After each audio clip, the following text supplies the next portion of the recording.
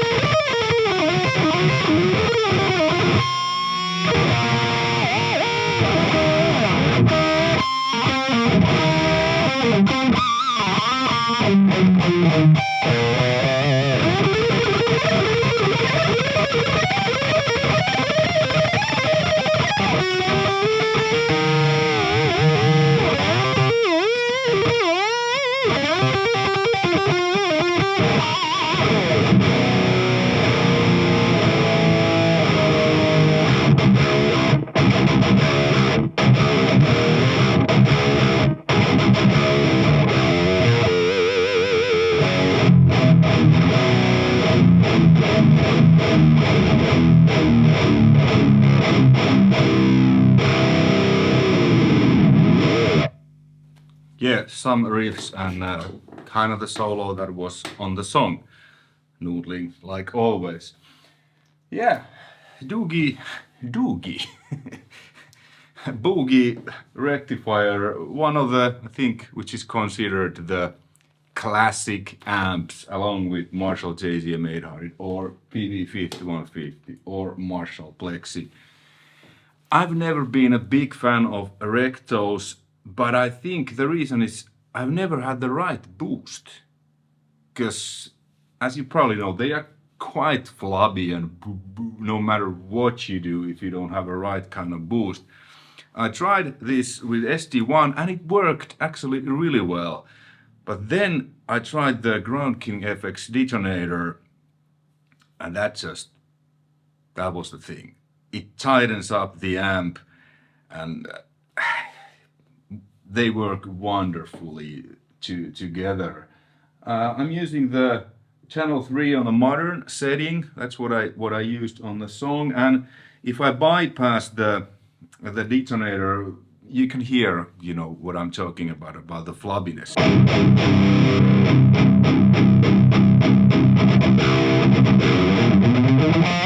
And I mean, the bass is like 10 o'clock. There's a huge amount of low end on this one.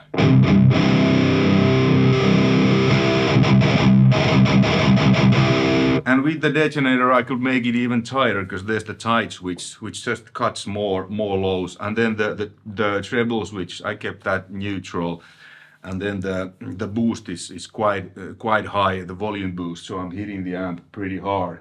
Really like how it reacts. It has this I can now see why these amps have been so famous, especially in the 90s, the new metal era. You know, right kind of boost, and you have this kind of crunch, like low mid, like wall of thing, quite different from Marshall. I mean, the mids, let me take off the detonator, I'll show you. The mids are, it's fairly scooped, and no matter how much I turn them, basically, I think it adds like lower mids, because in Marshall it adds more like mid-mids, or you know, this is... it's kind of nasty, it's not...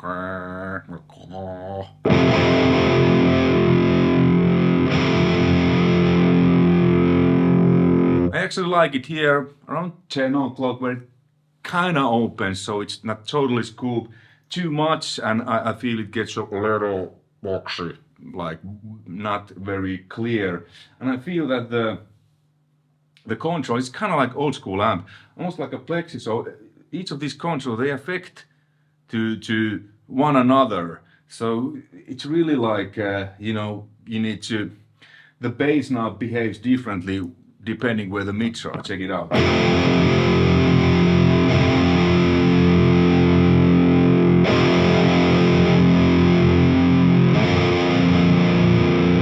So they really interact with each other. And the treble, the more you mix, you add, the less treble there will be.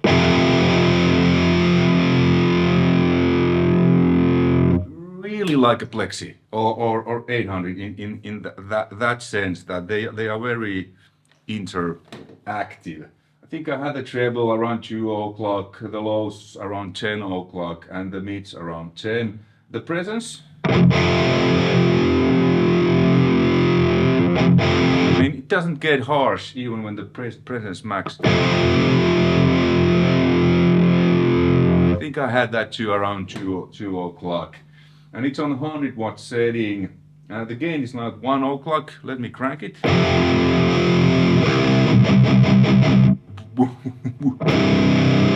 Let's turn the bass all the way down.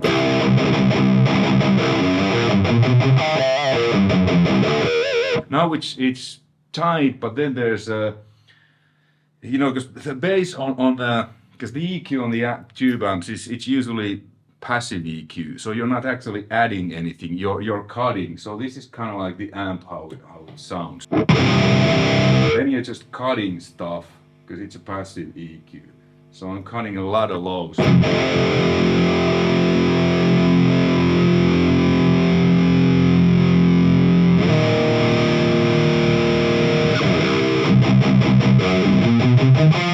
this woolly. This has always been, because I played Rectos.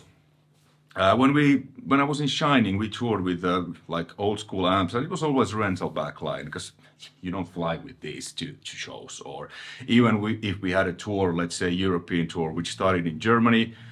Well, first we got the bus, then we drove to the backline rental company, to check out the gear and rent the gear. And on festivals, it was always rented stuff. So I played Recto a few times on festivals, and even though I had SD1, I guess it was just because I didn't really think I turned bass all the way up like on an 800 and stuff, because I really didn't have time to, live with the amp. Now I've had this now for a couple of days, and I really started to understand rectifiers better than I did previously. So huge amount of low end. I mean, it sounds fine, low end completely off. There's still a huge amount, not huge amount, but fair amount.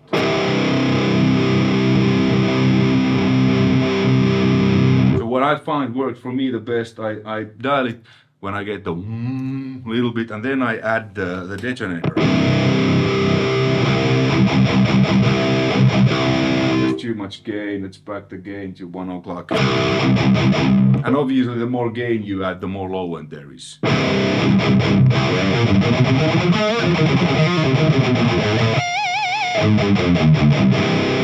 Now there is still a huge amount of low end, but it's kind of in control, it's not overpowering the thing. And then let's check out the vintage mode, bypass the detonator. It's quieter. Now the mids completely changed. They're more like higher.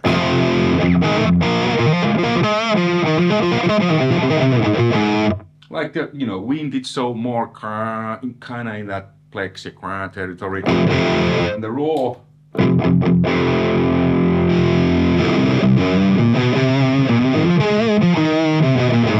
Almost like there's a clean sound coming through, and the mids are really more emphasized. My favorite for this channel 3 is the modern mode and the diode rectifier, because you don't choose between the channels, tube or diode per channel. Then back this up a little bit, add the detonator.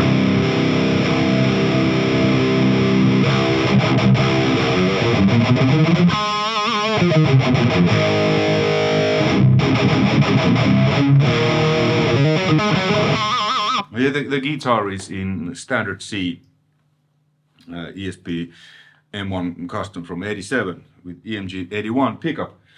Okay, yes, then let's switch the channel to channel 2. This actually, I really liked the vintage mode and tube rectifier.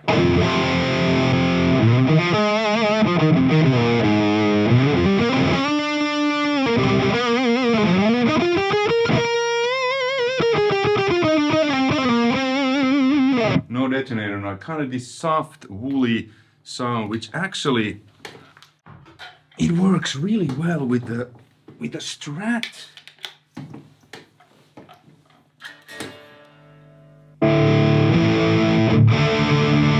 Let's add S.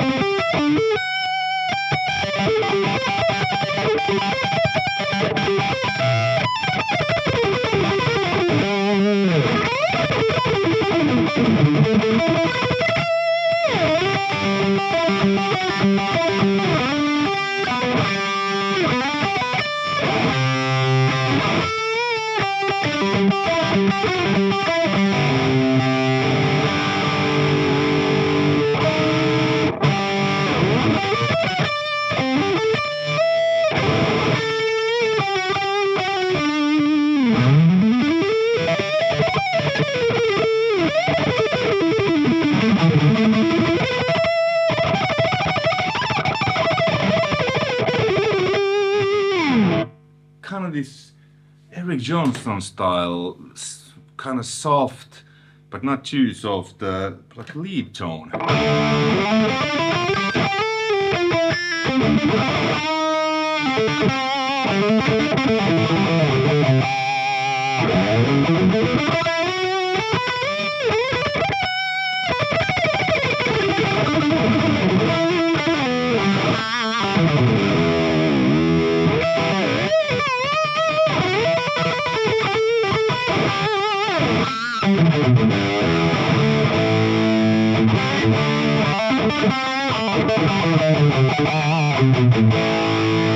SD off, and let's check out the modern.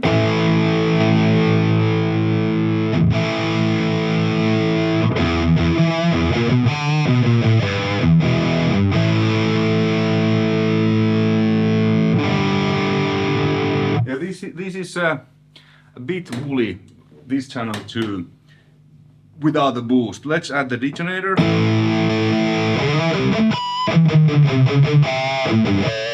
Just clears the low rumble nicely. I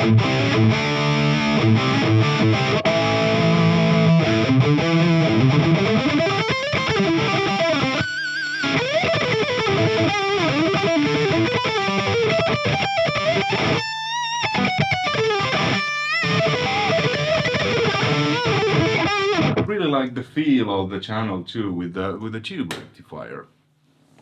Okay, then let's check out take the detonator off and the channel 1.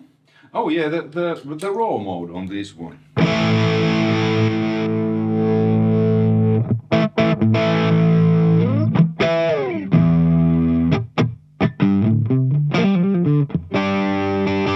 A bit dark, dull now. Let's add some presence and treble, a bit more mix. Take a little bit, lows almost all the way down.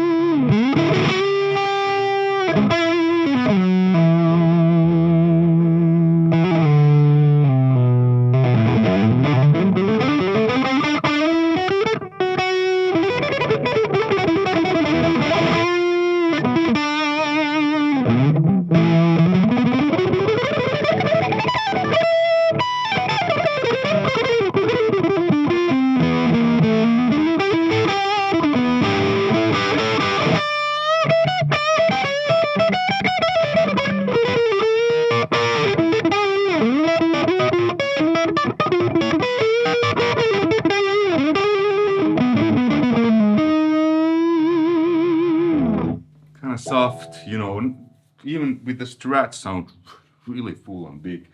Okay, but let's put it back to the vintage, which was my favorite mode on the channel 2.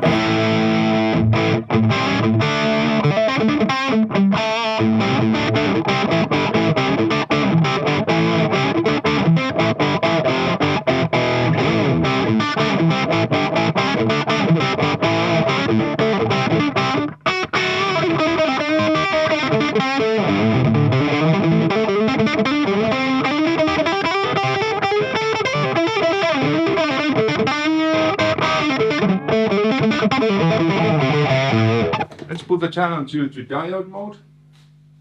It's a diode rectifier. It changes the feel a bit. A little bit louder, kind of harder hitting. The feel is really different.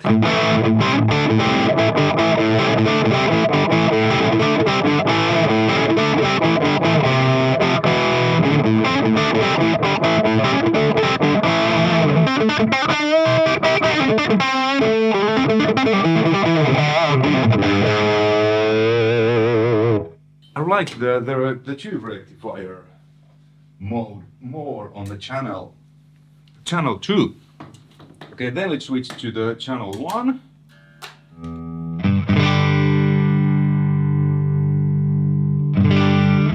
Now it's clean, and here you can hear really well. If now the mids are like 10 o'clock. If I add the mids, it gets darker.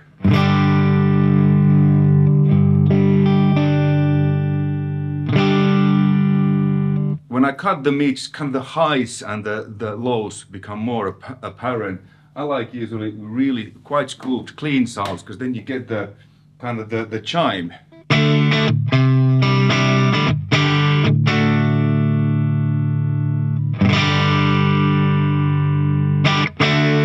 Now the presence and treble are 3 o'clock, mids 9 o'clock, bass 9 o'clock, gain is 3 o'clock, the master is 1 o'clock.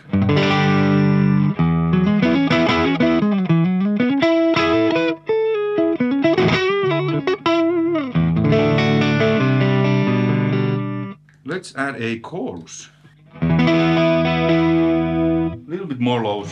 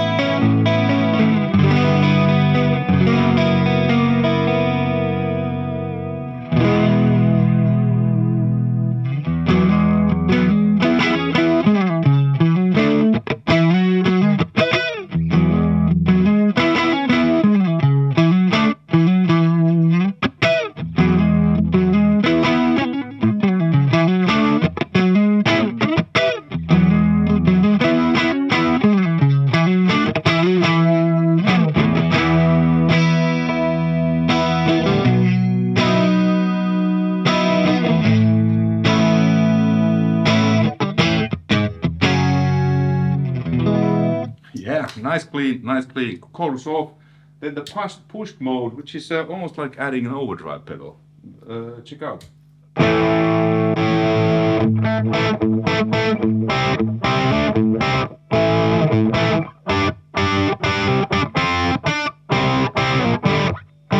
Let's add a bit more gain. Now the gain is maxed. Then let's add more mids. Bit more lows.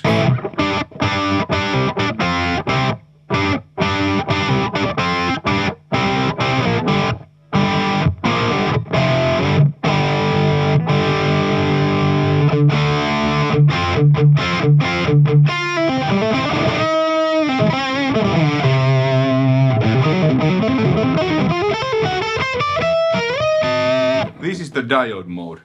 Kind of like this. The tube rectifier mode on this clean was beat woolly. Let's try it actually. Now it's the tube rectifier. It kind of. It's a very different feeling, because with clean, you obviously it's really sensitive. So I prefer the diode mode. It kind of reacts faster. But yeah, and then if we add SD,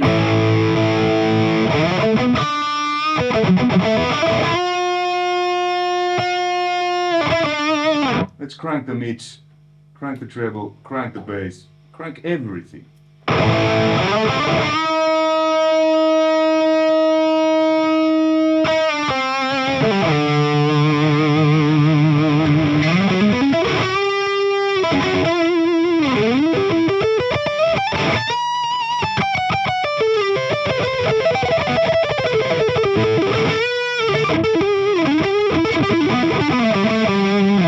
Almost kind of this flex.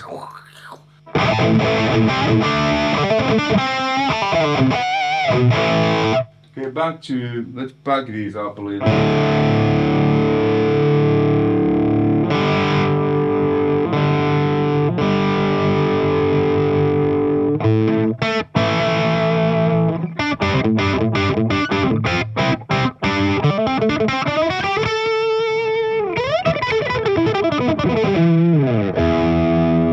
Clean. Chorus.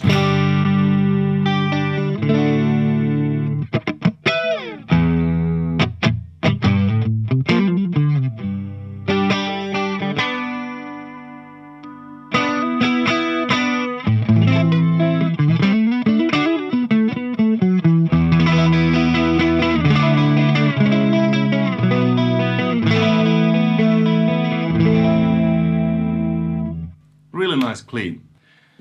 And then there's a effect loop. I don't have anything in there, but then there's the solo switch. So if you have something in there, there's a solo switch here. You know, you can determine the volume. Let's say you have a delay in the loop, you press this, and if you dial this a bit louder than without the loop on, then you get a solo boost. And then this output acts like a kind of like a global volume, because there's separate master volumes on each channel, and then this you can kind of, I mean, this doesn't work if there's nothing in the loop, but I guess if you don't need anything in the loop and you still want to use this as a master, I guess then it should work by just, you know, cheating the amp by plugging a cable to the loop. I don't know. Maybe I haven't tried that, but probably some of you has. So I would assume it works like that, because now, like I said, I don't have anything there, so it's not functional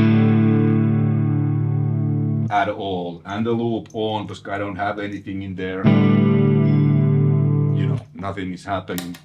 And then the loop on with a switch, and then you can mute the amp. You know, maybe while switching guitars or whatever live, and the 3-channel food switch. Conclusion. I wasn't expecting this. I actually like this amp. I like it a lot. But if it would have been a bit cheaper, because here in Europe, Boogies are really expensive. I think this is almost like 4K, 3.5 or something. If I would now have extra 3.5, I would probably keep this, but I don't. It's a really, really good amplifier, in my opinion. Quite different from my Marshalls and 5150s. I will do another videos where I compare them with each other, but still a unique tone, like this heavy distortion, you know. And in the mix, I didn't do pretty much anything. The EQ picture there, as you see, I just took out a little bit of lower mids and tiny amount of upper mids and added like a 0.1 dB of 8K. That was it. Because it just worked for that particular mix really well. The lead sound, it was the same take, same sound, I just pan it center. And there I had a Eventide H3000, the micro pitch shift preset, and then Soundtones Equipoise delay. Worked really well. I'm surprised, positively surprised. So yeah, like I said, I've never been a Recto guy, but as it turns out, I've always had a wrong kind of boost in front to tighten it, or right kind of boost. As you heard, SD1 works really well too, but I haven't had the time to really spend with the amp to learn how it works, because it works quite a bit differently than JCM 800, let's say. Alright, hopefully you found this interesting and informative. Until next time, take care, bye.